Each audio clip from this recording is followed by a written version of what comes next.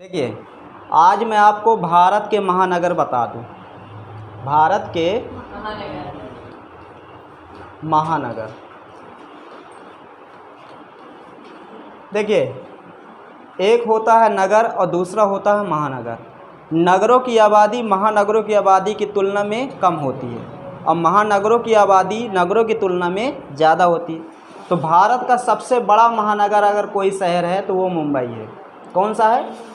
मुंबई। ये भारत का सबसे बड़ा नगर है। ठीक है, अब सुनिए, मुंबई भारत का सबसे बड़ा महानगर है और मुंबई की जो आबादी है लगभग 2 करोड़ के ऊपर है। लगभग कितनी है? 2 करोड़ के ऊपर है मुंबई की आबादी। और मुंबई तुम्हारा अरब सागर के तट पर स्थित है। कौन से सागर के? मुंबई अरब सागर के तट पर स्थित है। और आपको जानकर आश्चर्य होगा कि मुंबई भारत का एक ऐसा शहर है जहाँ के लोग सबसे ज़्यादा टैक्स देते हैं। मुंबई भारत का एक ऐसा शहर है जहाँ सबसे ज़्यादा लोग टैक्स देते हैं। देखिए, टैक्स आप लोग भी देते हो, ऐसा नहीं कि नहीं देते हो, हम भी टैक्स देते हैं, सब कोई देते हैं। लेकिन जो इनकम टैक्स होता है ना, इनकम टैक्स हर कोई नहीं देता, क्योंकि हर किसी की उतनी ज़्यादा इनकम नहीं होती। ठीक है, जैसे अब मान लो हमारा और आपका, हम सब लोग गांव से बिलोंग करते हैं, तो गांव वाला थोड़ो 10 लाख रुपए साल का कमा पाता है। 2.5-3 लाख 4 लाख में वो निपट जाता है ना। और गवर्नमेंट साफ कहती है कि 7 लाख तक अगर आपकी आय है वार्षिक तो आपको इनकम टैक्स नहीं देना है। इसके ऊपर है तो फिर 5% आपको देना है। अगर 10 लाख हो रही, 15 लाख आ रही तो 15%, 20 लाख आ रही तो 20%, इस तरह गवर्नमेंट लागू करती है। लेकिन अब मुंबई के लोग सबसे ज़्यादा क्यों इनकम टैक्स देते हैं? देखिए, भारत का जितना भी बड़ा आदमी है, चाहे पूर्वोत्तर का वो हो, चाहे उत्तर भारत का हो, चाहे पश्चिम भारत का हो, और चाहे मध्य का हो, और चाहे दक्षिण भारत का हो, जितना भी फेमस और बड़ा आदमी है वो कहीं ना कहीं मुंबई में आपको ज़रूर दिखेगा। बात समझ में आ रही कि नहीं आ रही? मुंबई में निश्चित उसकी या तो ऑफिस होगी या तो उसका बंगला होगा, कहीं ना कहीं मुंबई से उसका संबंध होगा। ठीक है, और जब मुंबई से उसका संबंध होगा तो निश्चित है कि वो यहीं से तो टैक्स देगा। क्यों? मुंबई से देगा कि नहीं देगा? बताओ, देगा ना। अब तुम्हें और मैं एक चीज़ बता दूं, ये तो आप जान गए कि मुंबई भारत का एक ऐसा शहर है जो सबसे ज़्यादा टैक्स देता है। लेकिन कितना सबसे ज़्यादा देता है यह भी मैं आपको बता दूं। देखिए, अगर हमारे देश की कुल जीडीपी 3.43 ट्रिलियन डॉलर है, बात समझ में आ गई? डॉलर है, तो मैं आपको बता दूं कि इसमें मुंबई का 40% योगदान है। कितने परसेंट? 40%। जैसे भारत सरकार के राजस्व में 100 करोड़ रुपए आज गया, कितने करोड़ रुपए? 100 करोड़ रुपए, तो 40 करोड़ रुपए केवल मुंबई से ही गया है। कितने करोड़ रुपए? 40 करोड़ रुपए केवल कहाँ से गया? मुंबई से। तो कहीं ना कहीं देखा जाए इस महानगर की ज़रूरत भारत को है कि नहीं? क्योंकि 40% जीडीपी पर अकेले इसी का, बात समझ में गई, अकेले यही योगदान करता है। कौन? मुंबई।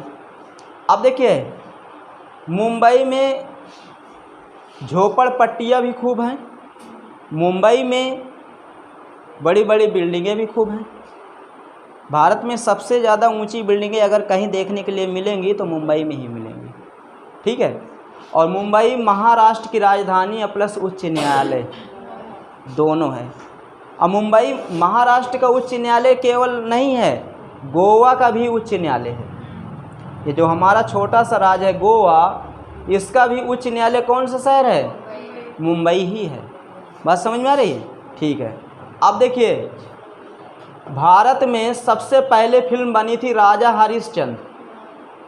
राजा हरिश्चंद्र, ठीक है, हरिश्चंद्र, ये एक नाटक था और ये भारत की सबसे पहली फिल्म थी। ये एक मूक फिल्म थी। कैसी थी? मूक। मूक का अर्थ होता है उसमें आवाज़ आपको नहीं सुनाई देगी।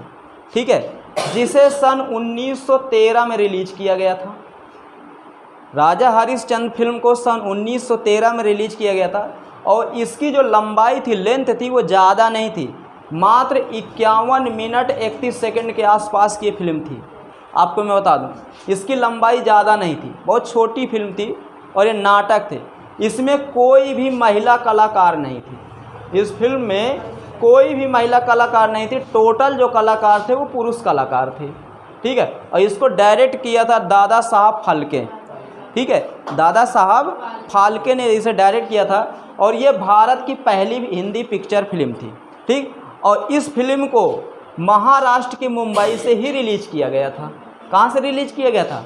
महाराष्ट्र के मुंबई से ही रिलीज किया गया था। जब यहाँ से रिलीज किया गया तभी यहाँ पर अब फिल्म उद्योग यहीं पर हो गया कि नहीं हो गया, ठीक है। भारत का फिल्म उद्योग कौन सा शहर है? मुंबई है। ये क्वेश्चन कई बार पूछा गया है। अब भारत का फिल्म उद्योग मुंबई हो गया तो यहीं पर दादा साहब फाल्के के नाम पर एक फिल्म सिटी खोली गई है, पहली, भारत की पहली फिल्म सिटी, जिसका नाम दिया गया है दादा साहब फाल्के चलचित्र नगर। बात सुने, दादा साहब फाल्के फिल्म सिटी कहाँ पर है? मुंबई में। क्वेश्चन पूछा गया है। जैसे भारत की सबसे बड़ी फिल्म सिटी दादा साहब फाल्के नहीं, लेकिन सबसे पुरानी फिल्म सिटी है। भारत की सबसे बड़ी फिल्म सिटी तुम्हारी यहाँ हैदराबाद है। ये यहाँ पर रामोजी राव है। कौन सी? रामोजी राव, जहाँ पर बाहुबली फिल्म को शूट किया गया है। बाहुबली फिल्म देखे हो? बाहुबली फिल्म को यही रामोजी राव में शूट किया गया है और ये भारत की सबसे बड़ी फिल्म सिटी है। लेकिन अब भारत की सबसे बड़ी फिल्म सिटी यहाँ पर बनाई जा रही है। यह उत्तर प्रदेश हमारा है, यहाँ पर नोएडा शहर है। कौन सा शहर है? नोएडा। उत्तर प्रदेश के नोएडा में भारत की पहली मतलब सबसे बड़ी फिल्म सिटी बनाने जा रही हमारी गवर्नमेंट, और इस पर काम भी चल रहा। देखते हैं कब कितना पूरा होता है, अभी तो कुछ नहीं कहा जा सकता, अभी तो यही है, ठीक। तो मुंबई ये हो गई। दूसरी बात और एक चीज़ आपको बता दें, देखिए मुंबई एक बंदरगाह है। ये क्या है? बंदरगाह। भारत का सबसे बड़ा बंदरगाह। भारत का सबसे बड़ा बंदरगाह कौन सा है? मुंबई। देखिए आपको मैं बता दूं, भारत का सबसे बड़ा बंदरगाह इसे इसलिए कहा जाता है क्योंकि सबसे ज़्यादा एक्सपोर्ट और इंपोर्ट इसी बंदरगाह से किया जाता है। सबसे ज़्यादा विदेशों से जो सामान आएगा तो मुंबई में आएगा और यहाँ से जो सामान भेजा जाएगा तो मुंबई से ही भेजा जाता है। तो जिसके चलते ये भारत का क्या हो गया? सबसे बड़ा क्या हो गया? सी पोर्ट हो गया, बंदरगाह। सबसे बड़ा शहर तो है ही है। मुंबई की एक विशेषता और मैं आपको बता दूँ, यहाँ पर आपको एक इंटरनेशनल हवाई अड्डा है। मुंबई में इंटरनेशनल हवाई अड्डा है जिसे क्या कहा जाता है? छत्रपति शिवाजी महाराज टर्मिनल, ठीक है। छत्रपति शिवाजी महाराज टर्मिनल कहाँ पर है? मुंबई में। मुंबई का जो इंटरनेशनल एयरपोर्ट है उसका ये नाम है, ठीक है। जैसे दिल्ली का जो इंटरनेशनल एयरपोर्ट है जिसे हम कहते हैं इंदिरा गांधी इंटरनेशनल एयरपोर्ट, देखिए ये नाम पूछता है, ठीक है, कि मुंबई के इंटरनेशनल हवाई अड्डे का नाम क्या है, ठीक है। तो छत्रपति शिवाजी महाराज इंटरनेशनल हवाई अड्डा कहाँ पर है? मुंबई, ठीक है। कोई दिक्कत? मुंबई में तुम्हारे क्या है? ताज होटल। मुंबई में क्या है? ताज होटल। मुंबई की जो ताज होटल है ये भारत की सबसे बड़ी होटल है। मुंबई की जो ताज होटल है ये कैसी है? भारत की सबसे बड़ी होटल है। आपको मैं बता दूं, मुंबई के ताज होटल में 26 नवंबर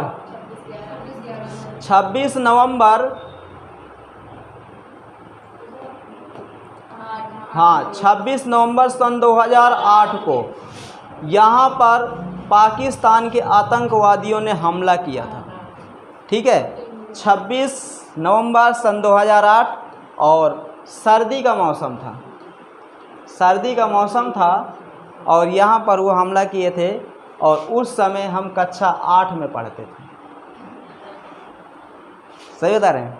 सन 2008 में हम कक्षा 8 में पढ़ते थे और अखबार हम देखे थे तो पूरा अखबार खून से लथपथ था, पूरा अखबार। और ये कहा जा रहा था कि केवल मुंबई में ही नहीं, हैदराबाद भी उनके निशाने पर है, यहाँ तक कि हमारा कानपुर भी उनके निशाने पर है। भारत के 10 शहर उनके निशाने पर थे, लेकिन धन्य हमारे वीर सिपाहियों का, उन्होंने मुंबई में ही उन्हें ख़त्म कर दिया। ठीक है, तो ये कहिए कि 26 नवंबर की रात मुंबई के लिए ये काली रात थी। बस में काफ़ी ज़्यादा नुकसान किए थे यहाँ पर। तो ताज होटल भारत की सबसे बड़ी होटल है, और ये कहाँ पर है बताइए? मुंबई में सबसे बड़ी होटल है, मुंबई में है। ठीक है, आप देखिए मुंबई, ये तो इंटरनेशनल एयरपोर्ट जान गए, भारत की सबसे बड़ी होटल जान गए। ठीक है, इंडिया गेट कहाँ पर है बताइए? गेटवे ऑफ इंडिया की इंडिया गेट? गेटवे ऑफ, एक है गेटवे ऑफ इंडिया और एक है इंडिया गेट। तो सुनिए, इंडिया गेट तुम्हारा नई दिल्ली में है। इंडिया गेट कहाँ है? नई दिल्ली। ठीक है, और उसके बाद तुम्हारा क्या कहते हैं? Gateway of India Mumbai. तो गेटवे ऑफ इंडिया तुम्हारा मुंबई में है और इंडिया गेट कहाँ है? दिल्ली। कोई दिक्कत इसमें? समझ में आता गई? अब आगे चलें। ठीक है, अब देखिए बताया जाता है कि मुंबई में 80% लोग, कितने परसेंट लोग? मुंबई में 80% लोग वहाँ के लोकल नहीं हैं। महाराष्ट्र के लोकल नहीं है 80%, केवल 20% लोग ही हैं। 80% लोग दूसरे राज्य से पलायन करके आए हैं कि नहीं आए? एग्जाम्पल के तौर पे ले लेते हैं, तुम्हारा देओल परिवार है धर्मेंद्र जी का, पूरा परिवार कहाँ का रहने वाला है? पंजाब का। कहाँ बस गया? मुंबई बस गया। तुम्हारा बच्चन परिवार है, पूरा परिवार कहाँ का रहने वाला है? प्रयागराज का। कहाँ आके बस गया? मुंबई में बस गया। तुम्हारा भोजपुरी जितना खानदान है, चाहे निरहुआ का हो चाहे खेसारी का हो, पूरा कहाँ आके बस गया? मुंबई में बस गया। ठीक है, मिथुन चक्रवर्ती का पूरा परिवार कहाँ आके बस गया? मुंबई में। ठीक है, तुम्हारे अंबानी खानदान, पूरा अंबानी खानदान गुजरात का रहने वाला, कहाँ आके बस गया? मुंबई। ऐसे बहुत सारे हैं। जब ये बड़े बड़े लोग आके यहाँ बस गए, कुछ पाकिस्तानी आके बस गए, ठीक है, कुछ अमेरिकी आके मुंबई में बस गए। दक्षिण भारत के तो जाहिर है, देखिए दक्षिण भारत के जितने भी कलाकार हैं, इनके सब के बंगले, सब के घर या तो हैदराबाद में आपको मिलेंगे, या तो बेंगलुरु में, या तो फिर मुंबई में। सही बता रहे हैं? चेन्नई में, बड़े शहरों में ही इनके घर मिलेंगे। ठीक, और जब देखिए जब ये लोग पलायन किए, बस गए, तो क्या यही बस गए हैं क्या? नहीं, कुछ लोग हमारे यहाँ के भी लोग गए काम करने के उद्देश्य से, काम धाम उन्हें अच्छा मिल गया, वहीं पर अपना डेरा रख लिए, ज़मीन खरीद लिए, अपना परिवार वहीं पर पालने लगे। ठीक है, तो मुंबई की आबादी इसी में तो बढ़ गई। वहाँ के लोकल केवल 20% है, 80% दूसरे राज्य के हैं। बात समझ में आ गई? तो ये चीज़ है, कोई दिक्कत इसमें? ठीक है, अब आगे चलें। देखिए, तो मुंबई भारत का सबसे बड़ा शहर है, ये जान गए कि नहीं जान गए? ठीक है, अब दूसरा शहर लेते हैं। कौन सा? अब दूसरा, देखिए मुंबई तो आप जान गए, दूसरा शहर हम यहाँ पर लेते हैं, ये कोलकाता। कौन सा शहर? कोलकाता। देखिए कोलकाता भी एक क्या है? कोलकाता तुम्हारा क्या है? कोलकाता एक बंदरगाह भी है। क्या है? बंदरगाह। अब बंदरगाह के साथ साथ महानगर है। क्या है? महानगर। देखिए ये कोलकाता शहर सन 1911 के पहले भारत की राजधानी थी। भारत की राजधानी कौन सा शहर था 1911 के पहले? कोलकाता। कोई दिक्कत? अब देखिए कोलकाता को पहले कलकत्ता के नाम से जाना जाता था। किसके नाम से? कलकत्ता। कोलकाता को पहले कलकत्ता के नाम से जाना जाता था। मुंबई को पहले बम्बई के नाम से जाना जाता था, और इसकी बम्बई को बॉम्बे भी कहा जाता था। क्या कहा जाता था? बॉम्बे। एक गाना भी बनाया गया था, बम बम बम बम बम्बई, बम्बई हमको जम गई। बम्बई में शाहरुख खान।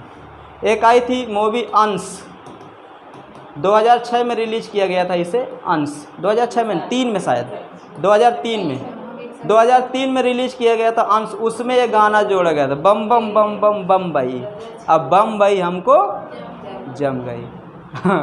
अच्छी फिल्म थी, लेकिन पता नहीं फ्लॉप हो गई, चली नहीं।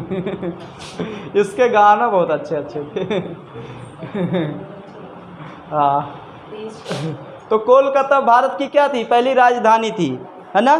भारत का दूसरा सबसे बड़ा शहर है कोलकाता। कौन सा है? भारत का दूसरा सबसे बड़ा शहर कौन सा है? कोलकाता। आप सुनिए, कोलकाता एक बंदरगाह है, लेकिन जो कोलकाता बंदरगाह है ना, ये किसी समुद्र सागर के तट पर नहीं है, किसी खाड़ी समुद्र मतलब महासागर सागर के तट पर नहीं है, ये एक नदी के तट पर। यहाँ हुगली नदी बहती है। कौन सी नदी? हुगली नदी। तो हुगली नदी बहती है और इसी हुगली नदी के पास कौन सा शहर बसा है? कोलकाता। कौन सा? कोलकाता। तुम्हें जानकर आश्चर्य होगा, एशिया का सबसे बड़ा रेड लाइट एरिया, एशिया का सबसे बड़ा रेड लाइट एरिया, ठीक है, जिसे हम कहते हैं सोनागाछी। क्या कहते हैं? सोनागाछी। वो तुम्हारा सोनागाछी वो कोलकाता का है, ठीक है।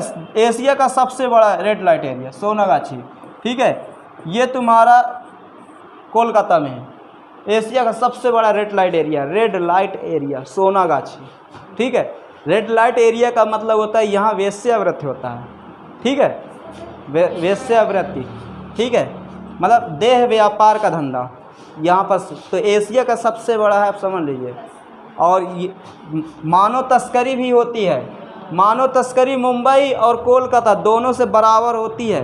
बताया जाता है कि जब तुम्हारे देश में 2019 में जब कोरोना आया तुम्हारे देश में, तो 19 के बाद 20 में लॉकडाउन लगा दिया गया था। 20 में लगा दिया, अक्टूबर में कोरोना आ गया था, मार्च में लॉकडाउन लगा दिया 2020 में। जब 2020 में लॉकडाउन लगाया गया था, बताया जाता है सारे धंधे ठप हो गए थे, लेकिन मानव तस्करी का धंधा ठप नहीं हुआ था। मानव तस्करी का धंधा चल ही रहा था। हमारे देश से लड़कियों को भेजा जाता है यूएई, दुबई, अमेरिका भेजा जाता है, अफ्रीका भेजा जाता है, ठीक है। तुम लोग कभी देखे होंगे, सुने होंगे, न्यूज़पेपर में भी कभी कभी देखता है, कितनी लड़कियां गायब हो गई, इतने साल से इतने साल तक की लड़कियां। तो लड़कियां कहाँ गई? लड़की गायब हो गई तो समझो चली गई, बिक गई। पास में एक मूवी आई थी 2015 में सलमान खान की, बजरंगी भाईजान, देखे बजरंगी? उसमें वो जो लड़की रहती क्या नाम है, हर्षाली मल्होत्रा, वो छोटी मुन्नी का जो किरदार निभाती है। तो वो लड़की को सलमान खान सोचता है पाकिस्तान भेज देंगे ये लोग, ठीक है, और वो पाकिस्तान थोड़ा उस लड़की को तो रेड लाइट एरिया में भेज देते। और रेड लाइट एरिया से व्यापारी आते, देखते सुनते, अच्छी लगती, सीधा लोकल वीज़ा पासपोर्ट बना के, उसमें हमारे अधिकारी भी बिके रहते हैं। सही बताते हैं, उसमें हमारे अधिकारी भी बिके रहते हैं, पैसा उनको मोटी रकम मिलती है। अब लड़की दुनिया में सबसे कमज़ोर लड़की को माना जाता है। सही बताते हैं, दुनिया में सबसे कमज़ोर लड़की को माना जाता है। भला लड़का का कोनो बेच के जाके हैं वो का काट डाई। अच्छा, लड़कियों में भी कमी होती है। लड़की अपने आप को पहले सोच लेती हम कमज़ोर हैं। इनको ये नहीं सोचना चाहिए कि हम मारे खींच के, कोई लड़की कमज़ोर नहीं है, ठीक है। जब देखिए कहते हैं मन के हारे हार है, मन के जीते जीत। जब ये लोग मन से ही हार जाती हैं कि नहीं हम कमज़ोर, तो भैया तो तुम्हें तो दुनिया सताएगी, बेचेगी ही। समझ रहे? एक मूवी आई थी 2001 में, आशिक, बॉबी देओल, करिश्मा कपूर की। उसमें करिश्मा कपूर को बेचते, दुबई का ढट्ठा वाला ले जाता शेख, ठीक है। जब बॉबी देओल जाता फिर उसको मारता है, ठीक है। हाँ, तो देखिए कहते हैं फिल्म एक ज़िंदगी है। फिल्मों से बहुत कुछ सीखने को मिलता है, फिल्मों से बहुत सीख। मैं आपको हकीकत बताता हूँ, हकीकत। आज अगर मैं आपको जीएस पढ़ा रहा हूँ, क्या पढ़ा रहा हूँ? जीएस, तो इसमें कहीं ना कहीं योगदान फिल्मों का है मेरे। अब कह दोगे सही बता रहा। अगर आज मुझे देश विदेश की टोटल जानकारी है, मतलब अपने वो नहीं कहता, लेकिन है 50% तो मैं रखता ही हूँ, 50 नहीं रखता, लेकिन 50 रखता हूँ ना। तो ये 50% जो जानकारी, हर जानकारी किताबों में नहीं मिल पाती। आप अमेरिका की हॉलीवुड की फिल्म देखिए, वहाँ का कल्चर पता चल जाएगा। इंग्लैंड की फिल्म देखिए, वहाँ का कल्चर पता चल जाएगा। रसिया की देखिए, वहाँ का चल जाएगा, समाज चल जाएगा। देखो ना, आवाज़ समझ में आया ना आए, कुल मिला के तुमको वहाँ की लोकेशन देखनी है, मिट्टी कैसी है, ये गधा पहनत कहाँ है, ठीक है। यहाँ भेड़ कहूँ तो नहीं की, बकरी कहूँ तो नहीं की है। यहाँ की जलवायु कैसी है, गर्मी हो तो कपड़ा उतारे फिरिए, और सर्दी ज़्यादा हो तो पहने फिरिए। समझ रहे? ये सब चीज़ देखने को मिलता है। चाइनीज़ में यहाँ देखिए फिल्मों से ये पता चल जाता कौन देश कितना आगे है, कौन देश कितना आगे, ये भी पता चल जाता। अमेरिका वाले भला हमारे यहाँ के जैसे पारिवारिक ड्रामा बनाए, नहीं बनाएंगे, नहीं बनाएंगे। क्यों? क्योंकि वो लोग इस पारिवारिक ड्रामा पर विश्वास नहीं करते। वो किस पर विश्वास करते? विज्ञान पर करते हैं। देख लो हॉलीवुड की फिल्में तो अधिकांश टेक्नोलॉजी पर हैं, है कि नहीं? लेकिन हम भी उनसे कम नहीं। जितने में वो फिल्म बनाओ तो उतने में हम चंद्रयान 2 भेज दी थी, 3 भेज दी थी। हम का उनसे कम जो है का। ठीक है, तो एशिया का सबसे बड़ा रेड लाइट एरिया कहाँ पर है? कोलकाता के सोनागाछी में। ठीक है, अब कोलकाता एक क्या है? बंदरगाह है। लेकिन क्या किसी खाड़ी सागर महासागर के तट पर है? नहीं है। ये किसके तट पर है? ये नदी के तट पर है। कौन सी नदी? हुगली। देखिए ये हुगली जो नदी है ना, हुगली जो नदी है ये गंगा की ही एक शाखा है। कौन सी? गंगा। ये तुम्हारी यहाँ से गंगा जाती है और यहाँ पर पश्चिम बंगाल में फरक्का, कौन सा? फरक्का, फरक्का में बांध बना के एक शाखा नीचे की, तो इसी को हम कहते हैं हुगली। ठीक है, क्या कहते हैं? हुगली। इसी नदी पर तुम्हारा हावड़ा ब्रिज बना है। हुगली नदी पर कौन सा ब्रिज बना है? हावड़ा ब्रिज बना है। ठीक है, तो हावड़ा ब्रिज कौन सी नदी पर है? हुगली। ठीक है, ब्रिज को हिंदी में कहते हैं पुल। ब्रिज को हिंदी में क्या कहते हैं? पुल। बात समझ में आ गई? ठीक है, अब देखिए आगे चलते हैं। तो कोलकाता भारत का दूसरा सबसे बड़ा शहर हो गया। अब देखिए यहाँ पर तुम्हारा चेन्नई है। कौन सा शहर है? चेन्नई। चेन्नई, इसी को चेन्नई कहते हैं। ये चेन्नई, शाहरुख खान की एक फिल्म आई थी चेन्नई एक्सप्रेस। बम्बई से जाता है चेन्नई। क्या नाम था दीपिका पादुकोण का? नीलिमा, क्या कहते हैं? नीलम्मा। दक्षिण भारत के नाम अलग होते हैं। कटप्पा। हाँ, अब देखिए तमिलनाडु में ये चेन्नई, चेन्नई में जानते हो क्या है? चेन्नई में तुम्हारा एक भारत की बहुत बड़ी कंपनी है जिसे हम कहते हैं अशोक लीलैंड। अशोक लीलैंड। ठीक है, लीलैंड। अशोक लीलैंड जो कंपनी है ना, ये भारी वाहन बनाती, जैसे ट्रक है, ट्रक भारी वाहन बताया जाता है। टाटा से भी मजबूत ट्रक होते हैं लीलैंड के। टाटा से भी मजबूत ट्रक लीलैंड के होते हैं। आर्मी वाले जितनी भी आर्मी वाले ट्रक यूज करते हैं सब लीलैंड की। दिल्ली में जितनी भी सरकारी बसें चलती हैं सब लीलैंड की हैं। अशोक लीलैंड का मेन कारखाना चेन्नई में है। बस समझे? अशोक लीलैंड एक निजी क्षेत्र की कंपनी है जो भारी मोटर वाहन बनाती है। क्या बनाती है? भारी मोटर वाहन। जब आपको उद्योग धंधे पढ़ाएंगे ना, लघु उद्योग, कुटीर उद्योग, भारी उद्योग, तब इसमें आएंगे सब। ठीक है, लेकिन आज आप केवल इतना जानिए, भारी मोटर वाहन तुम्हारा कहाँ पर है? चेन्नई। चेन्नई की एक चीज़ और बताएं, हमारे चेन्नई में सबसे बड़ी दिक्कत पानी की है। किसकी दिक्कत है? पानी की। आपको मैं बता दूं, पानी की दिक्कत आगे और आती जाएगी, क्योंकि हम लोग अपने सुख चैन के लिए प्रकृति को बहुत नुकसान पहुंचाते हैं। चेन्नई में ऐसा नहीं कि बरसात नहीं होती, चेन्नई में खूब बारिश होती है, लेकिन बारिश होने से क्या फ़ायदा? अब ऊपर छत पड़ी है और नीचे हम हैं, ऊपर चाहे जितना बारिश हो, नीचे हमका एक बूंद पानी पीने को नहीं मिलेगा। कि मिली? बताओ, नहीं मिलेगा ना। तो भैया कोई मतलब का है? पूरी चेन्नई में अधिकांश लोग क्या करें न, चाहे सड़क हो चाहे वो जो, पूरी चेन्नई बिल्कुल सीमेंटेड से प्लास्टर है। पूरी चेन्नई में प्लास्टर है। अब भैया प्लास्टर है, पानी बरसेगा तो सीधा क्या करेगा? वो नाला द्वारा बह के समुद्र में चला जाएगा। अब वो पानी नीचे भी तो जाना चाहिए। जब नीचे जाएगा तब तो वाटर लेवल ऊपर आएगी, आएगी कि नहीं आएगी? पूरे भारत में चेन्नई सबसे ज़्यादा पानी से इस समय जूझ रहा है, सबसे ज़्यादा, चाहे गर्मी हो चाहे बरसात हो। अब भैया तुम चाहे अब प्लास्टर नीचे कर लो, सोचो कि हमारे पैर में कीचड़ ना लगे, या तो फिर पानी पी लो। ठीक है, तो यहाँ के लोग कहते नहीं, हमें बिल्कुल साफ़ सुथरा चाहिए, प्लास्टर होना चाहिए, बाकी कुछ हो या ना हो। ठीक है, यहाँ पर भी एक इंटरनेशनल हवाई अड्डा जिसे हम क्या कहते हैं? मीनाम्बकम इंटरनेशनल हवाई अड्डा। कौन सा?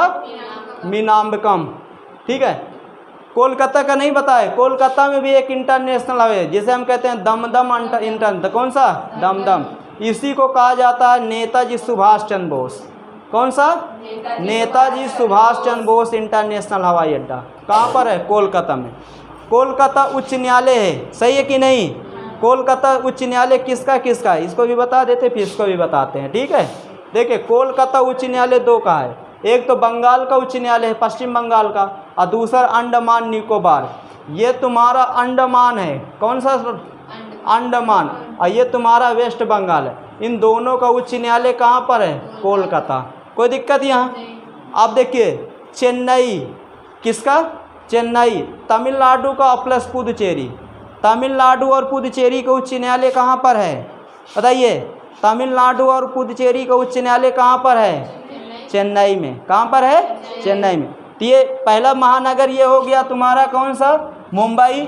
दूसरा महानगर तुम्हारा कौन सा हो गया है, कोलकाता। और तीसरा महानगर कौन सा हो गया, चेन्नई। समझ में आ गया।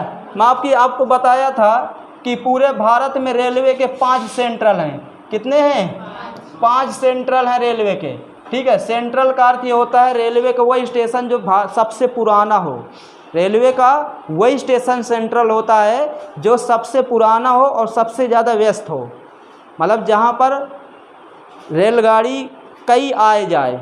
जैसे तुम्हारा कानपुर सेंट्रल है, उत्तर प्रदेश का देखा जाए सबसे व्यस्त रेलवे सेंट्रल है ये कानपुर वाला, क्योंकि एक तो मध्य में पड़ जाता है। इधर पटना से कलकत्ता से गाड़ी जाती है तो कानपुर में रुकती है, इधर लखनऊ साइड से आती है तो कानपुर में रुकती है, इधर मुंबई साइड से तो कानपुर में, इधर दिल्ली साइड से तो कानपुर में, इधर राजस्थान साइड से तो कानपुर में, इधर तुम्हारा उत्तराखंड साइड से तो कानपुर में। तो कहीं ना कहीं देखा जाए कानपुर में काफ़ी ज़्यादा रेलगाड़ियों का आवागमन होता है। और ये उत्तर भारत का सबसे पुराना रेलवे स्टेशन माना गया है। कौन सा शहर, कानपुर, ठीक है। तो पूरे भारत में 5 रेलवे के सेंट्रल हैं, जिनमें से एक तुम्हारे उत्तर प्रदेश में है, जिसे हम कहते हैं कानपुर सेंट्रल। क्या कहते हैं, कानपुर सेंट्रल। अभी जब कानपुर की बात आएगी तो अभी पूरी कानपुर की इतिहास तुम्हें बताया जाएगा, ठीक है। दूसरा तुम्हारा है मुंबई सेंट्रल। कौन सा है, मुंबई। तीसरा कर्नाटक में एक सेंट्रल है जिसे हम कहते हैं न्यू मंगलौर सेंट्रल। कौन सा, न्यू मंगलौर सेंट्रल। और फिर उसके बाद ये तुम्हारा चेन्नई में है जिसे हम कहते हैं चेन्नई सेंट्रल, ठीक है। और एक तुम्हारा केरल में जिसे हम कहते हैं त्रिवेंद्रम सेंट्रल। क्या कहते हैं, त्रिवेंद्रम सेंट्रल, ठीक है। तो रेलवे के कितने सेंट्रल, 5, ठीक है। कौन कौन से, कानपुर, मुंबई, चेन्नई, उसके बाद मंगलौर, और मंगलौर के बाद त्रिवेंद्रम। ये 5 सेंट्रल हैं रेलवे के, ठीक है। तो चेन्नई क्या है, रेलवे का सेंट्रल है। कोई दिक्कत इसमें, चेन्नई में, ठीक है। अब आगे चलें। चेन्नई भी भारत का तीसरा बड़ा सबसे महानगर है। अब देखिए चेन्नई से बड़ा तुम्हारा दिल्ली है। चेन्नई से बड़ा क्या है, दिल्ली है। लेकिन दिल्ली एक यूटी है। दिल्ली क्या है, यूटी है। दिल्ली एक यूटी है। यूटी का मतलब होता है यूनियन टेरिटरी।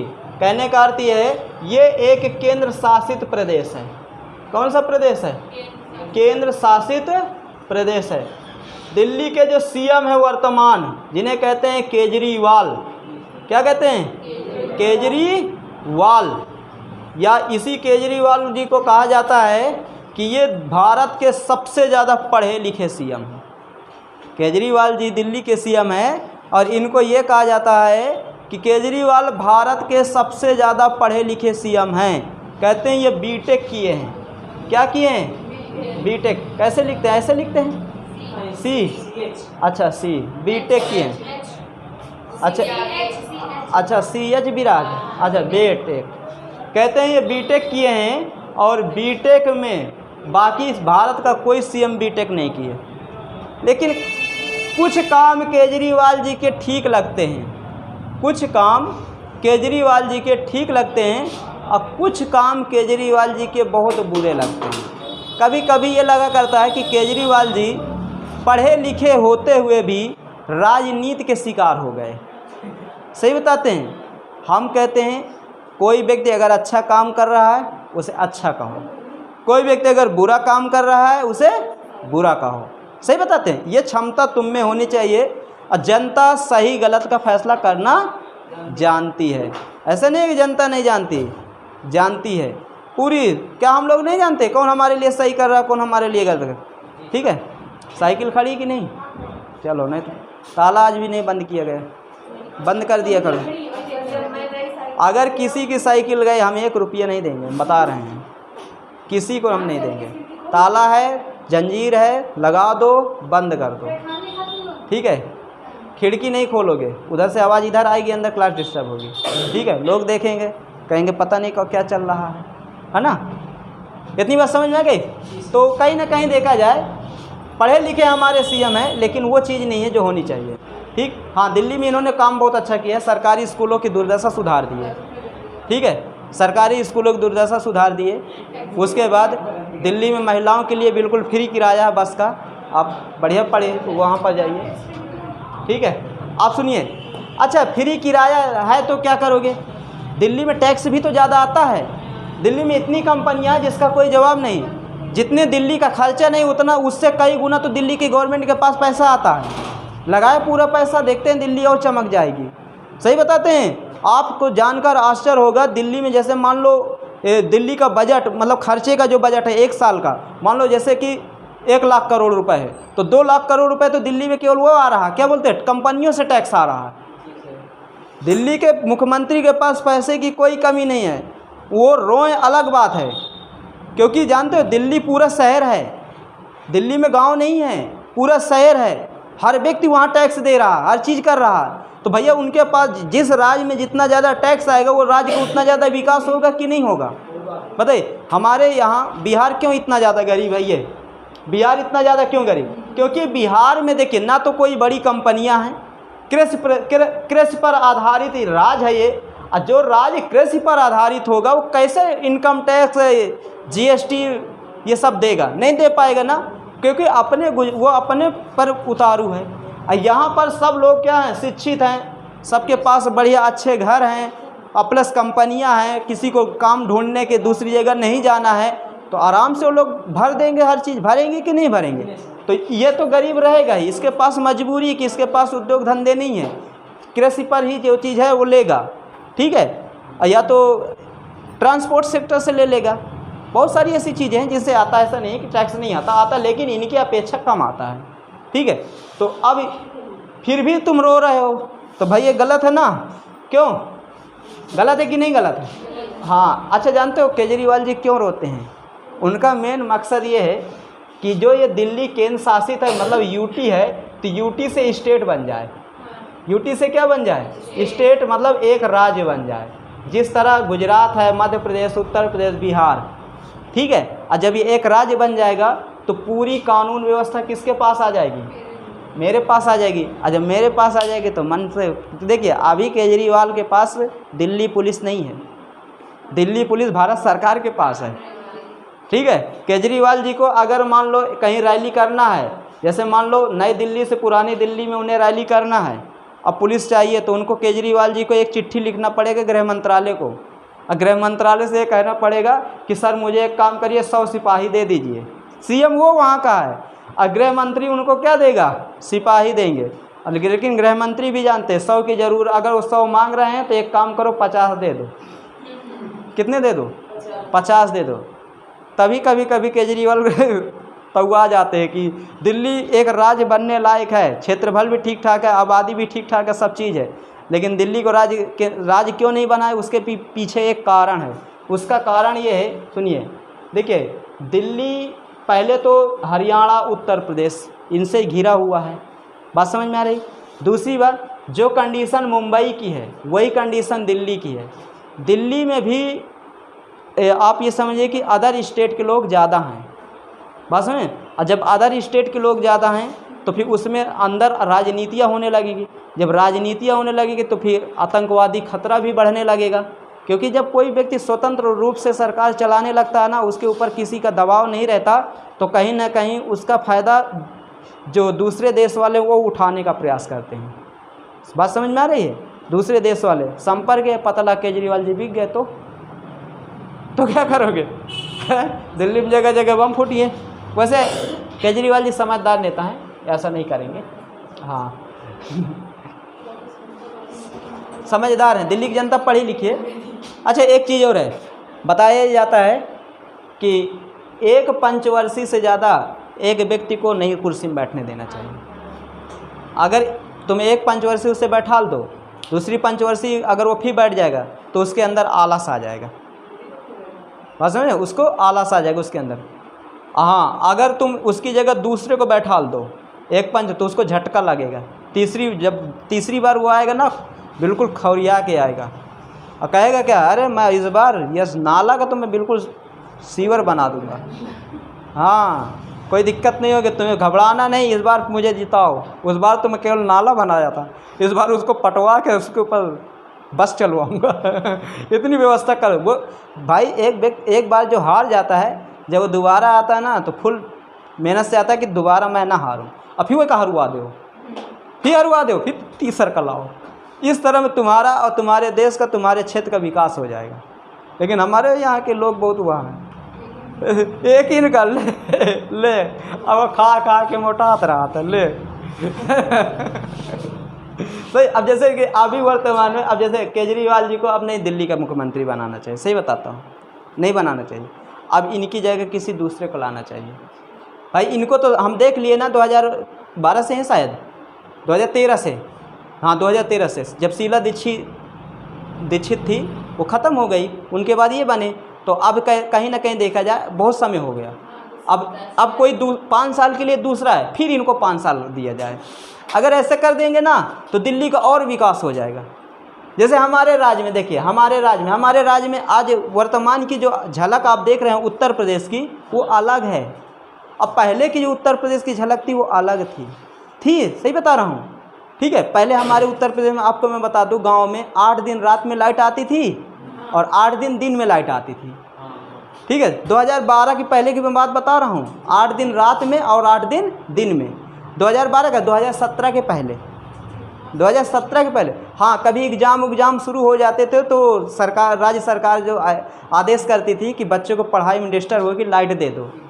ठीक है, एग्ज़ाम टाइम। लेकिन जब सरकार बदली तो सरकार की नीतियाँ भी बदली, और जब नीतियाँ बदली तो बीजेपी आई। बीजेपी में अब देख लो, हर गांव को 18 घंटा लाइट देने का प्रावधान है। शहर को आप ये समझ लीजिए 22 घंटा, 23 घंटा, और गांव को 18 घंटा लाइट। और अब गांव में 18 घंटा भले ही लाइट नहीं आती, लेकिन 15-16 घंटा फिर भी लाइट रहती कि नहीं रहती। तो अब कहीं ना कहीं देखा जाए, सरकार चेंज हुई तो ये व्यवस्था आई। सही बता रहे हैं। अगर सरकार न चेंज होती तो वही रूल चलता रहता। मायावती जी की थी, वो कोई बदलाव नहीं की लाइट के विषय में। अखिलेश जी आए, वो भी कोई बदलाव नहीं किए। योगी जी आए, कर दिए। सही बता रहे हैं। अच्छा, एक चीज़ और बताएं, अब बीजेपी को, अगर अब कोई नया कैंडिडेट खड़ा हो रहा है, नई पार्टी, हम कहते हैं अखिलेश को मत दो, बसपा को मत दो, बीजेपी को, कोई दूसरे को लाओ। और जब दूसरे को लाओगे ना, वो नए जोश के साथ काम करेगा, क्योंकि उसको आगे फिर आना है ना। अगर ऐसा होता रहेगा ना, तो जानते हो पूरा राज्य तुम्हारा सही चलेगा। राजस्थान ये मामले में बहुत सही है। राजस्थान एक सरकार को दोबारा नहीं लाता। ये जो राज्य है राजस्थान, अगर इस बार बीजेपी है इसमें, तो अगली बार कांग्रेस आएगी।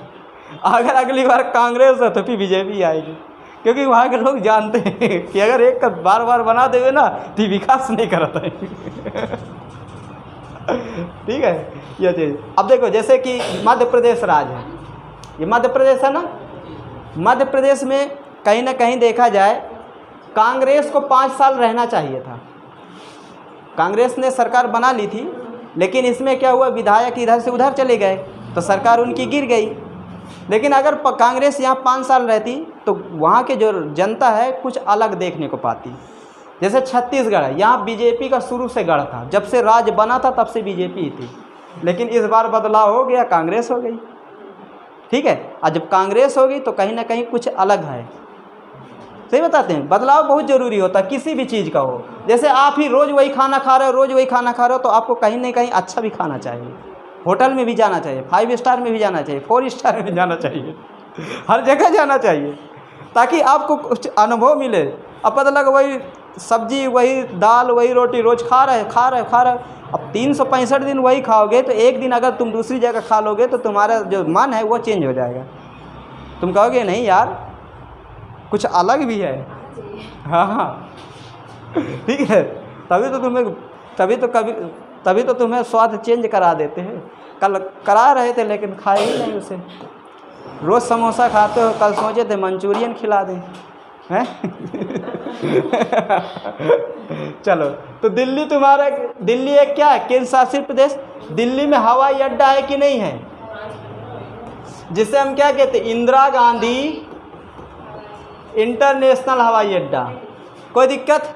इंदिरा गांधी इंटरनेशनल हवाई अड्डा कहाँ है? दिल्ली। दिल्ली किस नदी के किनारे है? यमुना नदी। किस नदी किनारे है? यमुना नदी किनारे। दिल्ली में सबसे सुंदर यमुना है, सबसे सुंदर। तभी तो ताजमहल, वो क्या बोलते हैं, लाल किला देखने जाती है यमुना। कहाँ है? कहाँ से भगा रहे। देखिए यमुना नदी में होशियार, दिल्ली में यमुना नदी सबके घर में जाती है। अच्छा, तुम यहाँ से नाला भगाते हो, रुको। मैं यहाँ पहले सबके घर में घुस गई थी। ठीक है, देखिए आज आपको 4 महानगर बताए, बाकी आपको महानगर आप बताएंगे कल। ओके, ठीक।